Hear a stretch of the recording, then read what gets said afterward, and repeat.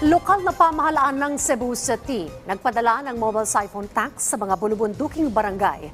Layon po nitong mabigyan ng mga residente ng mapagkukuhanan ng tubig.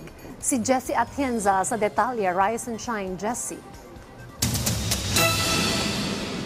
Sa kalsadang paakyat sa balabunduking bahagi ng Cebu City, hili-hilera ang mga drum sa gilid ng kalsada.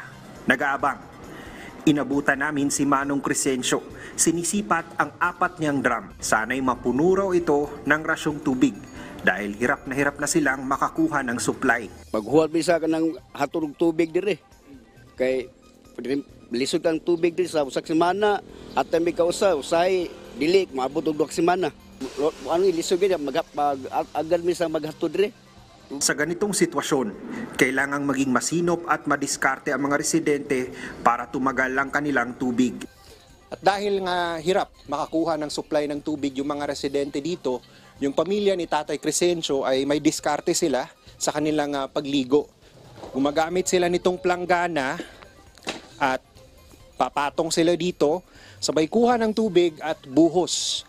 Yung nakokolektang tubig nila ay isasali naman nila dito sa balding ito at yun yung gagamitin naman nila panglinis ng kanilang banyo. Ang iba sa mga residente, isang beses kada linggo na lang naglalaba.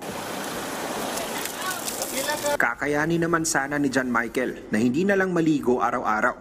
Pero dahil sa tindi ng init, 2 beses sa isang araw siya naliligo. Kainita. Ginagmay ra gid. Limit lang.